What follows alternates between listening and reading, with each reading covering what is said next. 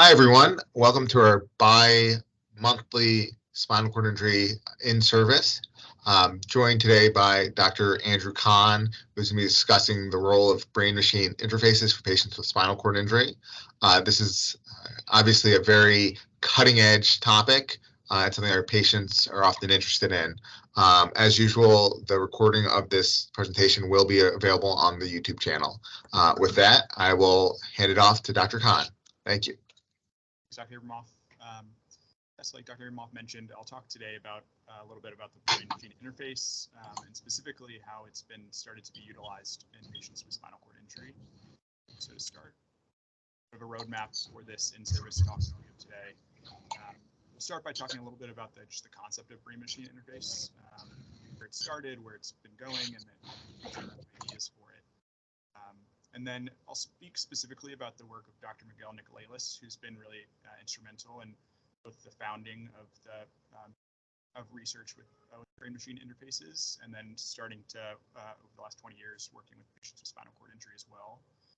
And then I'll speak specifically about one study that came out this year in Nature about one specific brain-machine interface that's been used in a patient with a cervical spinal cord injury. So to start, the idea of a brain-machine interface, the idea is this combination between the neurophysiology, the computer science, and then engineering to create this, and this is an important distinction, the bidirectional link between brain and then machines outside of the body. This bidirectional link, it works to both produce movements with these machines, but then also to provide feedback to the brain in order to kind of work in a road that goes both ways to really improve the function of these machines. So the field started as this theoretical concept in the 1960s, and true research and then beginnings of applications of the research started to take off in the 1990s. And the brain-machine interfaces, the goals are defined twofold. One is to kind of figure out how to find like the plastic properties of these circuits of neurons in the brain, figure out the actual firing of the neurons, and kind of help decode some of these neuron firings. And then two, with this research of kind of starting to kind of understand the brain and the firing of these neurons, is how do we use this to develop therapies to help severely disabled patients, both with restoring mobility, improving sensations with the outside world that might be impacted, and help them kind of overcome some of these disabilities that they face. So I thought this was a great image that kind of describes the general idea of brain-machine interface. This was back from a Nature article in 2000, so it's been a good 23 years, but the general concept stays the same. So if you look at the top with A, it all starts with some kind of device that's recording neurons firing within the brain. That the technology from the recording of neurons has just exponentially increased since the initial research started in the 1990s. And as you move on, this raw data from the neurons is processed by some processing device outside of the body, which is then analyzed through different computer algorithms. And then D is talking about the transition of this analyzed data to some other receiver that's controlling, and then into E is controlling a mechanical actuator that's using these neuronal signals in order to move an artificial limb. This is one specific brain-machine interface, but the idea being that neurons firing in the brain are processed, analyzed, and then sent to an actuator that's moving an artificial limb based on the neuronal firings. And then F kind of brings in that bidirectional thought where you can move the limb, but then how do we get the information from that limb, both tactile proprioception feedback, but also visual feedback from that limb back into the brain as well. So that's kind of just an overarching idea of brain-machine interface, and what the field has really been built on is this kind of full bidirectional loop from analyzing neuronal signals and then working with an outside machine, an actuator, and then providing signals back to the brain as well. So just I've touched on it a little bit briefly, but starting in the 1960s when it became a theoretical idea with the first implanted electrode, which was noted. So in 1963, this single electrode was planted in the caudate nucleus of a bull's brain. And when fired, it was noted to affect function, essentially causing the bull to cease motor activity. So they were saying some electrode implanted in the brain with some outside electrical activity is able to kind of disrupt the neuronal signal within a bull. Then this proceeded in 1969 with still one single implanted metal electrode. They were able to activate certain neural pathways in a monkey that was doing specific physical activities. And then 1990s is when the research really took off. And I'll speak more about Dr. Miguel Nicolelis.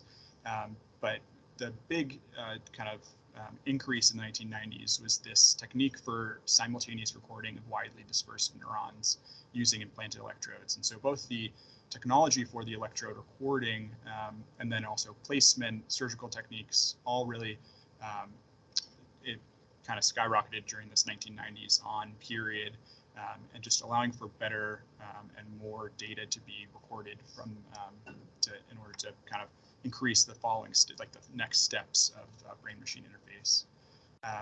1999 was the first published study in which these widely dispersed neurons being recorded by implanted electrodes were able to allow a monkey with the electrodes implanted to control a robotic arm using only their brain activity. And then in 2012, the BrainGate neural interface system, which was led by Dr. John Donahue at Brown, was the first human subject that I was able to find with a brain implant that was able to manipulate a robotic arm to pick up a drink and to drink from that drink using just signals found from signals got by an implanted electrode. So that was 2012.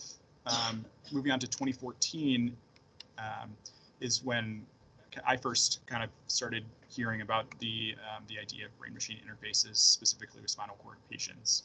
So the 2014 World Cup, the first ceremonial kick at the World Cup in Brazil, there's this essentially long-standing project, which is kind of the culmination of a lot of Dr. Miguel Nicolelis's research, to essentially for a patient with a cervical spinal cord injury from an accident, the goal was for him to be able to stand up from a wheelchair using an exoskeleton that was controlled by his neural activity, take a step, and then kick a ball to be the first ceremonial kick at the 2014 World Cup. This first link is a CNN article that kind of is just touching base about the kind of the leading up to the World Cup in the lab itself. I think we can skip that one, but the second link is the actual kick itself. It's very brief, but I'll try and pull it up here to see. You can see this. I think it's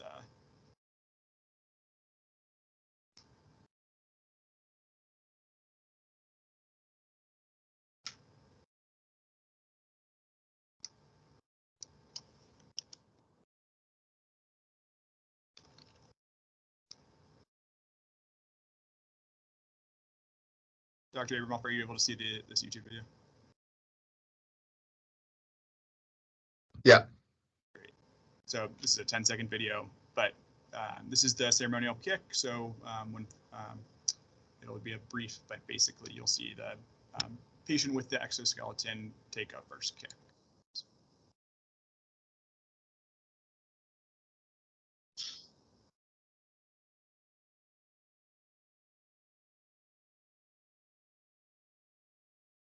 So is that a brain computer interface though? So yeah, I'll touch a little bit more about it, but the specifics of this exoskeleton was that patient didn't have an implanted electrode in his brain. It was more of like an EEG outside of the skeleton recording electrodes. So the concept was that the EEG would be able to pick up the brain signals in order to allow the exoskeleton to kick the ball, but I don't believe that patient had an implanted device. So in the right direction, but not as involved as some of the hope where the brain-machine interface would get. So that's how I originally became interested in the brain-machine interface, kind of that combination of starting to have some application from this research that was done. And I reached out, I was in college at the time, and I reached out to Dr. Nicolailis, and that's the summer after the World Cup, worked in his lab doing some of this basic research. He does specifically research with rhesus monkeys in order to kind of develop this, the basic research behind these brain-machine interfaces. So a little bit about this. These are some of the videos of like the initial research. This is back in early 2000s. So I had mentioned that this first video right here. So you see the monkey controlling a joystick on the left in order to touch the circle on the screen. And so and then if you see the monkey, I don't know if you can see my cursor, but the monkey has essentially the top of his skull removed and has implanted electrodes that are connected to a recording device. So I can just let you see that again. But this monkey is using a joystick in order to complete tasks on the screen. While these electrodes implanted are recording areas of his sensory motor cortex in order to try and find the neuronal signals that are kind of correlated with the specific movements, and kind of decode what those the neuronal firings are correlated with which hand movements that the monkey is using to complete the task. The next step of this was removing the joystick. So in this next video, you'll see the monkey is not touching a joystick. He's basically he has the screen and is just kind of with repetition has kind of trained his brain in order to move the dot on the screen in order to touch the bigger circle. And each one of these times that the smaller circle touches the bigger circle, he gets a small drop of orange juice as kind of like a reinforcement for the act. But you can see this one. On the far left is a remote robotic arm that's correlated with the neuronal firing that is also correlated with the circle that's moving on the screen. And so obviously it's less precise than when he's actively controlling with the joystick, but he still continues to move it around. And that's just from like the neural firing that's being processed with the electrodes. And moving on, the kind of the next step, which is what was in the lab when I was working in it more, was using the electrodes in the rhesus monkeys' brains. They controlled an avatar, this has started to incorporate the bidirectional feedback. Basically, the monkey looks at a screen where an avatar is reaching over 3 different objects, and the 3 different objects gives different sensory feedback to the monkey's brain, and only one of the textures provides that positive reinforcement of the orange juice. So with the monkey is thinking about which texture he's feeling, has when his hand is over the right texture for a certain amount of time with that bidirectional feedback, he would get the orange juice. So this really, the big part of this is that within this 20 years of this research taking place throughout these videos, the main advances, the advances in recording electrodes that are allowing for the simultaneous recording of the neurons, and the actual devices themselves going from single electrodes to now kind of these blocks of electrodes that record, that have thousands of individual sensors in and of themselves to allow for more raw data to be processed. So next, I'll talk about what I think is one of the most interesting kind of applications to spinal cord injury patients specifically, and it differs pretty significantly from the 2014 World Cup, where it was an exoskeleton that the patient was controlling. But this article that was published in Nature earlier this year has to do with a patient with a cervical spinal cord injury. He was a 38-year-old with a C5-C6 incomplete spinal cord injury, and the use of an implanted receptor in the brain to read the neurons, and then connected to a spinal cord stimulator to help with neuro rehab. And so just initial planning and implementation of this device, kind of going through this image. So on the far left is, you can see the cortical implants, which are two devices that are placed over the sensory motor cortex, and they provide the constant data from the neurons to this wearable backpack, which has the processing unit in it. This is then connected to an implanted pulse generator. So the pulse generator is also the same device that's used in deep brain stimulation in Parkinson's patients, but instead of being the deep brain, it's the pulse generator is placed, which is on the the bottom right of this diagram, was placed in this patient in the lower thoracic spine, on the entry of the dorsal roots, and the top right has to do with both CT and then functional MRI imaging to help with the planning and where they were going to place the cortical implants in this specific patient. This study was done in one patient. I mentioned that he was a cervical spinal cord patient he was in a bike accident with an incomplete injury. And a little bit more background is he had previously, he was 10 years post his injury. He had done some therapy with specifically spinal cord stimulator before, and then he signed up to do this study where it was this brain spine bridge, and a little bit of improvements, and specifically with rehabilitation for him. The top of it talks about the STIMO. This demo had to do with the initial phase. So before this brain spine implant, it was basically him being unable to walk. He's able to support 35% of his body weight. He had ankle orthosis. The next image is with the spinal cord stimulator, but not the full brain spine bridge, and he was able to walk with a walker. And then this is after the 40-week neurorehabilitation. After the placement of the brain spine bridge, he was walking upstairs while the brain spine bridge was actively working. The B kind of goes through the essentially the phase from the spine stimulator through the placement of the brain spine bridge, through the neurorehabilitation. C talks a little bit about some of the increases in muscle function, C and D.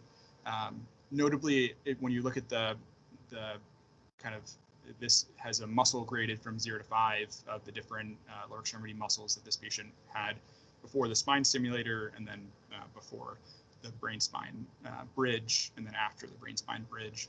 And the main difference is this improvement in right hip flexor after the brain spine bridge. But then you can see from he has notable improvements after the spine stimulator too. And then the bottom kind of goes through various improvements in functional ability, whether it's ability to stand, which was one of the most significant improvements with specifically the brain spine bridge. And then the time up and go, improving with both, the Berg balance scale, improving kind of linearly with both the spine stimulator and then the brain spine bridge. And then overall gait too, improving with the brain spine bridge as well. The article talked a lot about how the spine stimulator kind of, the patient in the 3 years that he was in neuro rehab with the stimulator, he kind of reached a plateau. And then once the brain spine bridge, allowed him to kind of break through that plateau and make further improvements with the kind of the things I mentioned. So the gait analysis, his gait made improvements in the balance, the timed up and go, independent standing were all the most significant improvements in his functional ability. And then one other thing I would say too is that so these devices are used during neuro rehab with trained professionals that are able to kind of like help with the backpack that has the processing unit and turning on the device. But they also created a like at-home device too, which was essentially the processing unit incorporated into a rolling walker that the patient was able to use at home to both continue to do rehab by himself at home, but also to use as just to continue to help his function at home, kind of walking around his house. So it's all kind of built into a rolling walker, and the patient was able to use it by himself at home. So it seems like a very promising like adjunct to neurorehabilitation in a spinal cord injury patient. That being said, some of the limitations, any of these brain-machine interfaces with implanted devices, obviously surgical implantation comes with risks. This study was an N of 1. So this one patient had improvements in his functional status, but as we know, spinal cord injuries are unique to the individual. Deficits are unique as well. So whether or not this brain spine stimulator would show similar benefits for different people obviously remains to be seen. There's a significant financial barrier, obviously, both the surgery, the technology, creating this technology to be used to be able to provide it for more than one person would be a huge task. I talked a little bit about this development of the technology with this rolling walker. That was obviously a one-off device, but this the technology is helpful for while working with neuro rehab, but the technology also needs to be developed to become more feasible for the patient to use outside of neuro rehab, like a lab setting. One thing to note too with this study is that even when the system was turned off, the patients still continued to have functional gains. Was added like a new functional baseline just from the training of the muscles that he gained while working with the neuro rehab. And then, like I mentioned earlier, the technological advancements for both the cortical implants for the reading devices, in order to the more raw data, the better you're able to process that data and make more specific like feedback to the machine interface. So technological advances for both the reading devices and then also the spinal implants. Or if we're not talking about spinal implant, we're talking about more of an external machine, making it a more feasible exoskeleton, like was done in the World Cup, something that would be able to use and a patient would be able to use in like a day-to-day life. Those are all things that are very early on, not something that we would be incorporating in on a daily basis in a patient with a new spinal cord injury that's with us in the rehab hospital.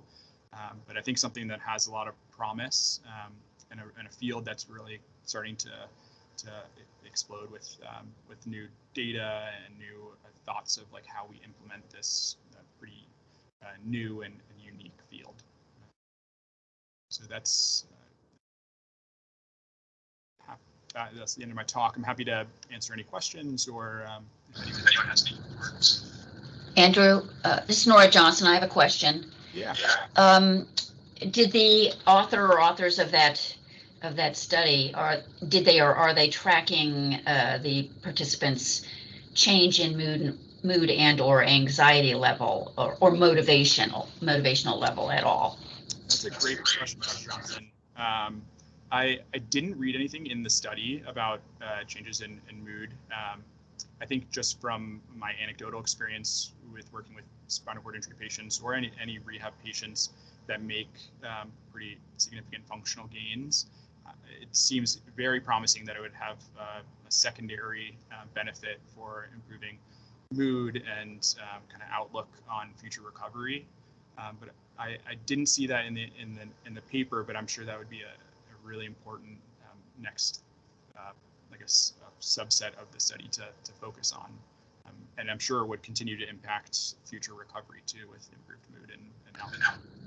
And I would think so too, but I also wonder if perhaps a participant or whoever is receiving these changes and all might not sometimes be a bit disappointed that the advancement is not quite what they expected. Yeah, I think that's very fair. I mean, this is a very invasive therapy. I mean, obviously you have to go through a very significant surgery in order to kind of start this therapy. And I would be interested to see kind of the initial conversations that this study group had with the patients to kind of whether they tempered expectations or what the patient's initial concept of how significant the gains would be. Yeah, I could see that being really important as well. Great, thank you. Very interesting. Any other questions? I have a question. Do you foresee this ever becoming something that patients use practically on a day-to-day basis to help with their function? I truly do. I mean, in the news a lot, we hear about Elon Musk's one of his side projects of the Neuralink. It's definitely seems more of a very distant kind of utopian or possibly dystopian future where patients, or not necessarily even spinal cord injury patients, but all people would have an implanted device in the brain in order to do a number of different functions to help just in general. I bring that up because I think the technology is not where it needs to be in order to be for this idea of brain-machine interface improving a spinal cord injury patient's day-to-day function. The surgery is extremely invasive. That comes with all the risks. The price doesn't even exist yet because these devices don't exist. But I'm sure if some device like this became available, it'd be cost prohibitive for the vast majority of patients. So I think one of the main barriers, obviously, is just the development of this technology in order to be safer, easier implementation, and then the devices to become more widespread so that patients could use it. But I honestly think that if the research continues as it's going, it could have a significant impact on kind of both the neuro rehab retraining in some of these spinal cord injury patients, and then also just different improvements in the technology to help with day-to-day, the device itself helping with day-to-day tasks. I think we're very far off at this point, but I think that the research is pretty promising. Yeah, I know for many of our patients, they're very pessimistic because they've been hearing about this technology as the next breaking thing for the last over 10 years now, and this is going to be life-changing. And really, it's been confined to a lab, and it seems to be doing more good to help people get research funding than necessarily helping any patients with actual day-to-day life. And just kind of the nature of research being very slow, particularly in this very invasive area, but at the same time, how do we actually make that translation to actually help patients is really critical. Do you know anything about long-term outcomes with these devices? So not that I could see. So in this specific study, they followed the patient after the 40-session neuro rehabilitation. And like I mentioned, he continued to make gains and kind of stayed at this new baseline after that acute neuro rehab period. But the follow-up is more of the months to years instead of long-term. So whether or not the cortical devices need to be replaced, how frequently, and whether or not it's increased infection risk after this short time period that they're recorded, I think all that really remains to be seen. And then how long the spinal cord stimulator really works. It's all needing additional research. Great. Any other last minute questions? Well, thank you, Dr. Kahn. That was an excellent lecture, and really appreciate it. And again, if any other questions come up, just reach out to Dr. Kahn. And again, this will be posted on the YouTube channel. Thank you once again, and goodbye. Thanks. Thank you.